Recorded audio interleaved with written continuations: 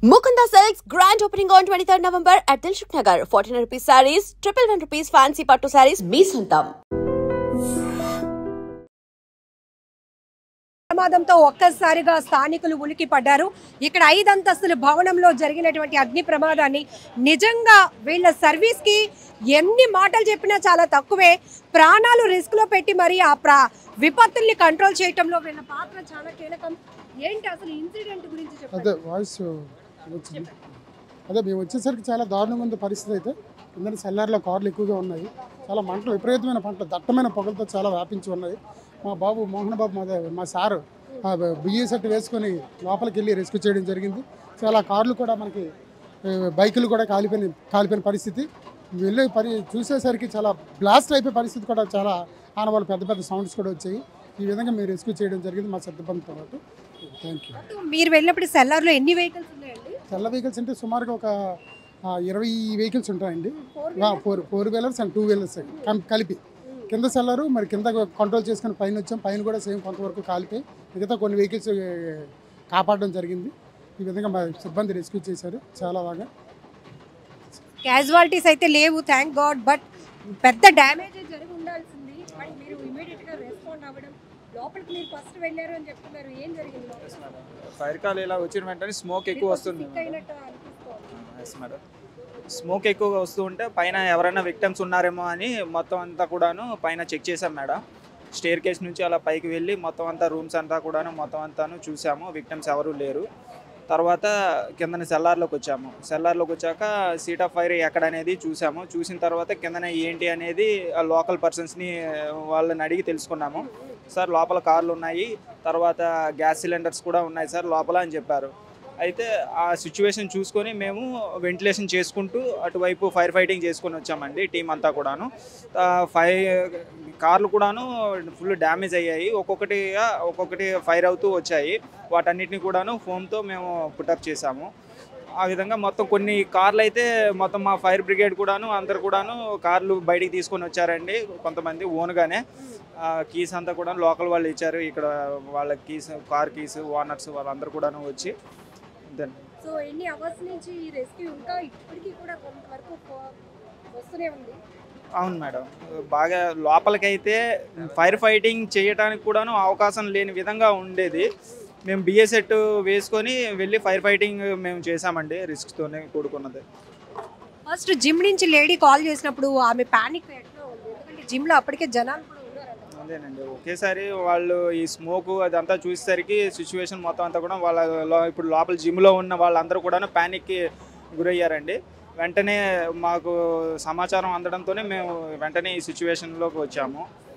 So జనరల్గా ఈ fire fight అనేది 2 సెల్లర్స్లో ఇప్పుడు మీరు చేయాల్సి వచ్చింది. ఒక సెల్లర్ 2 సెల్లర్స్ ఉన్నాయని కూడా డిఎఫ్ఓ. ఎస్ మేడం, 2 సెల్లర్స్లో కూడాను మొత్తం ఫైర్ అంతా కంట్రోల్ చేసాము.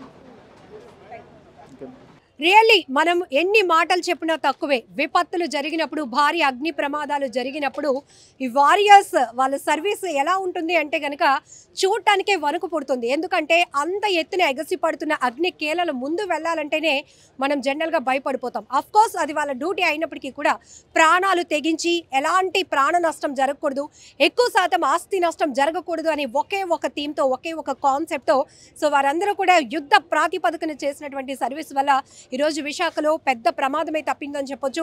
ఇసుకతోట జంక్షన్లో ఉన్నటువంటి ఈ చూస్తున్నారుగా 5 అంతస్తుల బిల్డింగ్ 2 సెల్లార్లో ఒక్కసారిగా అగ్ని కేలలు ఎగసిపడ్డాయి.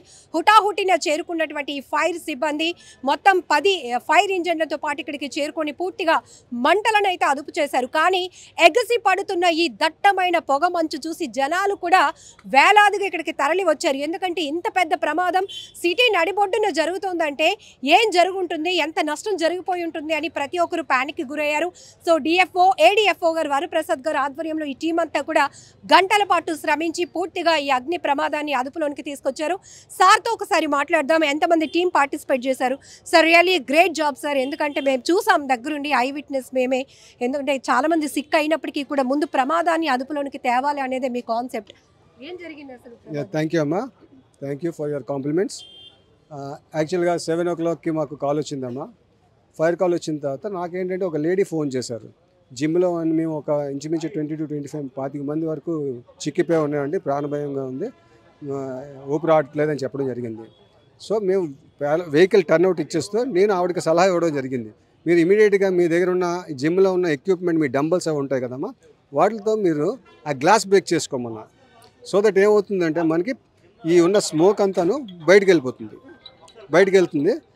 సో ఈ పని వాళ్ళు చేస్తూ ఉన్నారు. ఈ లోపల మా వాళ్ళు వచ్చిన తర్వాత మా మోహన్ ఇంకా సఫీ ఈ మొత్తం బిఎస్ఎఫ్ టీం అంతాను లోపలికి వెళ్ళి హెడ్ కౌంట్ చేసుకుంటూ మొత్తం మిగిలిన వాళ్ళందరినీ తీసుకురావడం జరిగింది.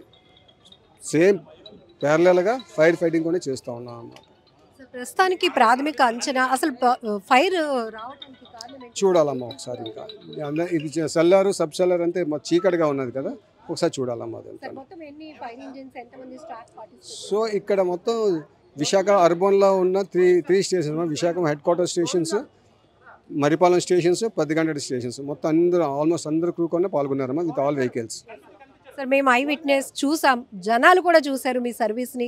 ఇంత అంటే విపత్తులు ఇలా జరిగినప్పుడు వీళ్ళ రెస్క్యూ ఇంతలా ఉంటుందా అని అనిపించింది మాకే. దగ్గరికి వెళ్ళాలంటే కూడా ఎప్పుడు ఏది పేలుతుందో, ఎంత ప్రమాదం జరుగుతుందో.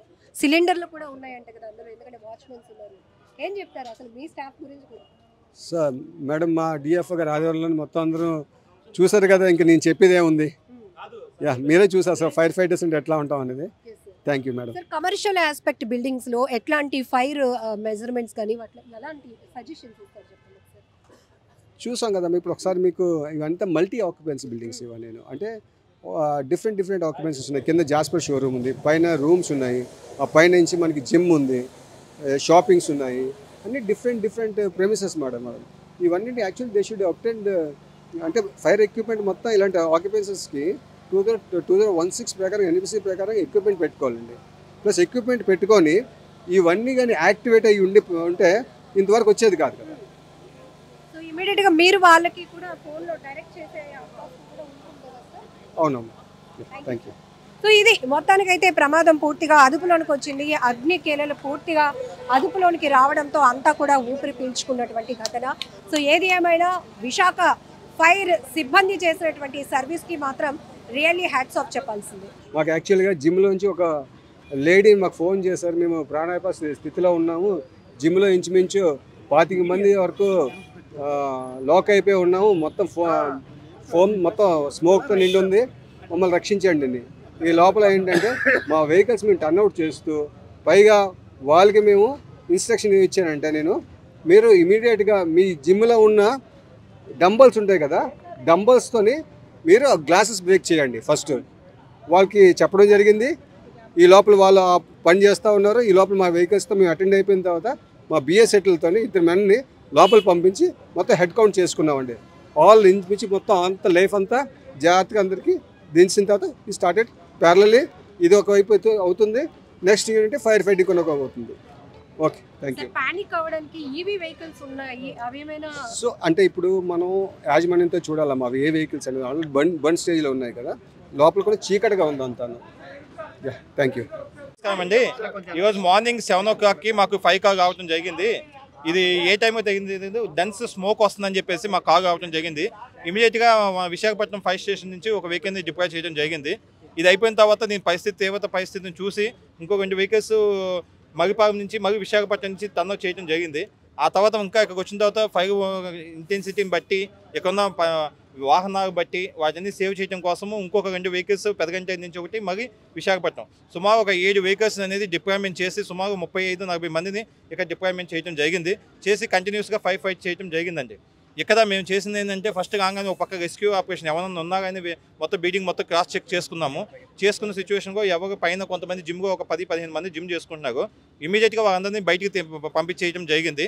కింద పార్కింగ్ సెగాగు ఎక్కడైతే ఫైర్ క్యాచ్ అయిందో కింద సెగాగు జరిగింది. ఇది ఈ కింద నుంచి ఫైర్ అవుతూ కింద సెగాగు 2, సెగాగు 1 ఫైర్ అవుతూ గ్రౌండ్ 4 కూడా తాకింది. అది ఈలోపే మేము రావటం సెగా 2లోనే మనం పార్కింగ్ ఏరియాలోనే ఇది ఫైర్ని కంట్రోల్ చేయడం జరిగింది. ఇంకా దీన్ని పైకి స్ప్రెడ్ చేయకుండా ఇంకా దాని తీవ్రతను ఇంకా కంట్రోల్ చేసేసేసి ఆపి చేసాం. కానీ ఇందులో భాగంగా మా యొక్క టీం సుమారు ఒక 20 వెహికల్స్, ఆటోకు ఒక 15 వెహికల్స్ బయటికి సేవ్ చేయడం జరిగింది. అన్నీ మా యొక్క టీం వర్క్తో కోఆర్డినేషన్ విత్ టీమ్. ఇంకా ప్రాథమిక నిర్ధారణగా వచ్చేసరికి మేము ఇంకా వెరిఫై చేయాలండి, షార్ట్ సర్క్యూట్ అయిందా, కింద ఇంకేమన్నా స్క్రాప్ కింద ఎలక్ట్రికల్ స్పేర్ పార్ట్స్ ఇవన్నీ డంప్ చేసి పెట్టుకున్నారండి.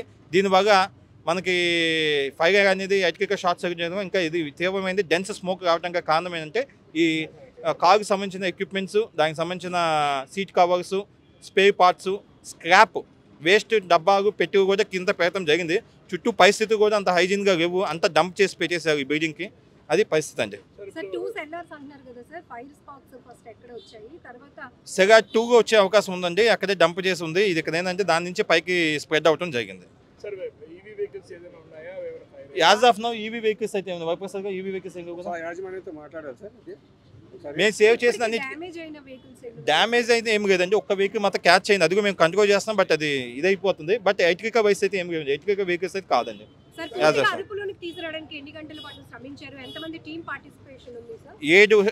3 స్టేషన్ నుంచి 3 ఏరియా ఫోర్స్, ఒక 35 మంది ఫైర్ మెన్, నేను ఇక్కడికి వచ్చేసి సమిష్టి కృషి చేసేసి ఫైర్ కంట్రోల్ చేయడం జరిగిందండి. జిమ్ అనేది నార్మల్గా 5 to స్టార్ట్ అవుతుందండి మనకు. అది జిమ్ పైన కదండి. నో 5 కింద నుంచే వచ్చిందండి. ఎందుకంటే 5 కింద నుంచి వస్తే కాదు, జిమ్ నుంచి వస్తే పైకే కదా 5. స్క్రాప్ అంతా సెగాగో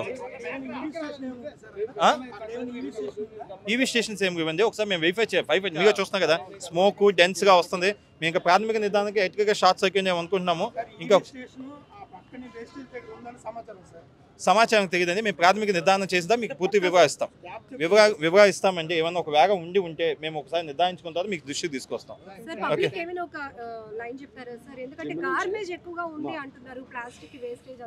ఇది మేము చాలా చెప్తున్నామండి. అన్ని ప్రెమిసెస్, నాట్ ఓన్లీ ఈ కార్ షోరూమ్స్ కానీ ఏదైనా ఎంఎస్బి మల్టీ స్టోరేజ్ బిల్డింగ్స్లో కింద సెగాలో పార్కింగ్ ఉండాలి, వెంటిలేషన్స్ ఉండాలి, స్మోక్ మేనేజ్మెంట్ బాగా పాటించాలి. మూడోది ఈ స్క్రాప్ ఏదైతే పనికిరాని వేస్ట్ పైన ఉన్న మల్టీ స్టోరేజ్ బిల్డింగ్స్ ఉన్న స్క్రాప్ అంతా చెక్క, ఎలక్ట్రికల్ వైస్, ప్లాస్టిక్, కుజ్జీలు, డంప్ మాత్రం సెగాలో మాత్రం ఇటువంటి పరిస్థితులు పెట్టకూడదు. వెంటిలేషన్ పూర్తిగా పెట్టుకోవాలి. ఒక బిల్డింగ్ గ్రౌండ్ ఫ్లోర్లో 1/3 ఆఫ్ ది వెంటిలేషన్ ఉండాలి. ఇక వెంటిలేషన్ ఒక కొంచెం సమస్యగా మాకు పెద్ద హజార్డ్ అయిపోయింది. ఇక కానీ ముందు నుంచి 5 చేయడానికి ముందంతా బ్లాక్ అయిపోయింది. బ్యాక్ సైడ్ నుంచి చేయాల్సి వచ్చింది. ఒకటి ర్యాంప్ వైపు నుంచి చేసాము, ఒకటి వెంటిలేషన్ ఉన్న చిన్న విండోస్ గురించి మేము 5 చేసాం. తీవ్ర కష్టపడ్డాం. అది కనుక లేకపోతే వెంటిలేషన్ ఉంటే ఇంకా ఈజీగా అయిపోయేది. రెండోది స్క్రాప్ లాంటిది వేయవద్దు దయచేసి. మీకు మా నుంచి విజ్ఞప్తి ఏంటంటే స్క్రాప్ కానీ ఎలక్ట్రికల్ వైర్స్ కాక ఫ్లేమబుల్ సబ్స్టెన్స్ అనేది గ్రౌండ్ ఫ్లోర్లో పెట్టరాదు. Ground floor in the sense సెగా పార్కింగ్ బేస్మెంట్స్లో పెట్టరాదు. అదన్నీ ఓపెన్కి బయట పెట్టుకోవాలి. ఏదంటే అమ్మేసుకోవడం కానీ తీసేయడం కానీ చేసుకోవాలి. Good house keeping is essential for any good safety precautionary measures. నిజంగా ప్రస్తుతం ఉన్నటువంటి సమాజం దేనికి ప్రయారిటీ ఇస్తుంది? ఆర్థిక సంబంధాల చుట్టూ మాత్రమే తిరుగుతుంది. మళ్ళీ ఎన్నికలంగానే చాలా విరక్తి కలుగుతాను. మంచి అనిపిస్తుంది కదా, లేడీస్ కూడా ఛాలెంజింగ్ జాబ్స్ చేసినప్పుడు చాలా బాగుంటది. ట్రాఫిక్ అసిస్టెంట్స్ గా నియమించిన ట్రాన్స్జెండర్స్ అందరితో సాల్యూట్ చేయించుకుంటున్నారు. ఫుడ్ డెలివరీ ఇవ్వటానికి వెళ్ళినటువంటి డెలివరీ బాయ్ అనిల్ పై కళ్ళ ముందు